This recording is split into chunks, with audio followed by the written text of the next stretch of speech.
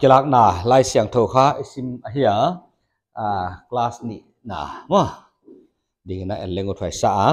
lai siang tho ma sa ding na kelak na bung ni tang kha da simole efesa khwa kianga hi chi bangin gelin akhut tak lama aksi sagi toy dang ka eng tui kwang koi na sagi laya vial vak pan hiai thil te achi hi akhut tak lama aksi sagi toy akhut tak lama aksi sagi toy tu dei topic ding kha aksi sagi toy pa kwa hiam chi da wana wa aksi te kwa hiam chi de ve aksi sagi toy pa to aksi sagi ti bagi hiam chi gen leng uthai sai ilai siang thowa angel ichi te kha angel ichi kha chini oma hi chi thei ding ya masa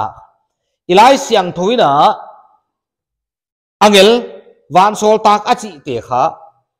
gen nan ni oma hi chi thei ding khat na a angel ichi chiang kha spiritual angel si jama khalama angel tatak te thế chama angel tak tak te gen na hi wana khat ve lai siang thoina angel le chi thowa wana messenger mang le chi wai te kha same tu pathian na same tu te gen na le na hi chi thei ni wai ja ka wa context jila kha angel te achi azarom bang khen cha messenger cha azarom mo khen cha angel te ma le messenger cha azat address polomin wai ba bangina pathian na same te ma le messenger angel dan address polomai be wai kha ithei ka ke le the thaya ka hi mo wai ja ki ne thei kak ma salengu thai sai spiritual angel su om ta ta hi chi thei ja ga igen ke dinga kun saw lo nei manina hiling messenger ki chi kha ya elle hango english version is simple as it is written in the prophets behold I send my messenger before thy face which shall prepare thy way before thee ya kha I send my messenger angels why kha kwa chile John the Baptist Johan Baptist pa Johan kha pathian ni na ahon sol hi ya hebang kha sol tak mang ki je de mo ai pa kha John nei isai lai buwa ngai bi ka sol tak nama ka sola aman na lampi abol ding che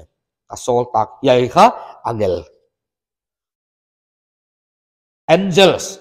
messenger ichi te kha sol tak gen na Baptist pa Johan address ebe ya mo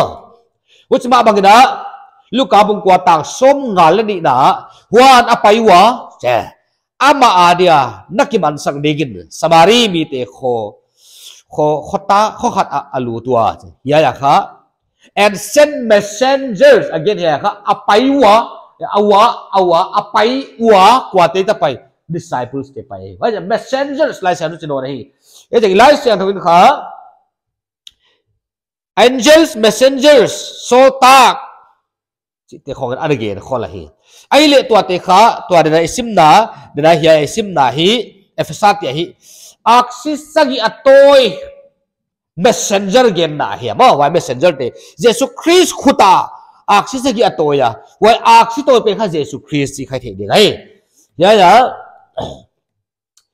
axis sagi toi pa kha baga chele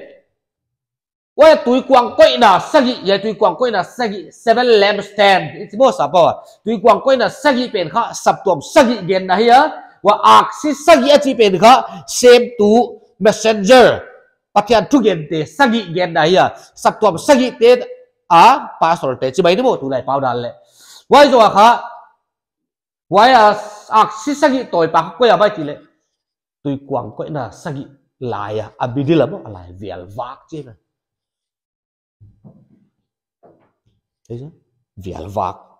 ai le hi end of chu bagai chile aksi sagi te kha same to sagi te pastor chi hia ai kele thu gen tu chi hia sagi te gen na hia aksi sagi toy pa pen kha jesu hi chi thele go hi wana saptuam sagi na same to te sagi hia same to te jesu Christ khuta om saptuam avial vak bo wai jakina alogic kha actually athu wall pai dar khai thei di khai ai ve axis sagi atoi te kha saptuam sagi heu tu te pastor te thu gen te gen na hi wada aksi sagi toy pa kha Jesus Christ ahi chi thei dinga wai Jesus Christ te Jesus Christ pen kha aksi sagi toy kha waya dang ka eng wa dang ka eng tui kwang koi na mu kha vial wak che me ai le chu Jesus Christ in kha ana sem tu kha toy da ana sem tu kha khota koi na sab tua ma avial wak sab tua ma om chi na gen nai me wai ja kida I thei ni chu ya sab tua sagi hong ki gen to ding te hi wai hi Jesus Christ to sab tua sagi na sem te kha operate hoi tak ne na cooperate hoi tak ne na da sem u chi lai no wai ja kida kha thei hial ke ni isa ilai siang thu na tua again kha hiai da da ibu thei hi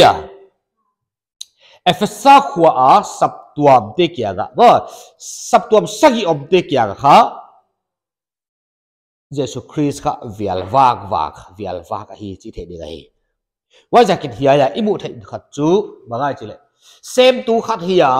pathian na sem tu khat hiya pathian thu tak gen tu khat hiya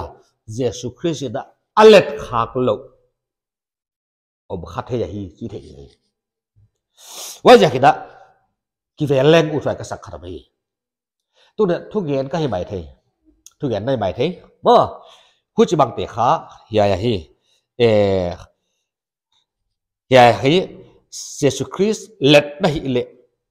ai dinga Jesus Christ let na hi ke level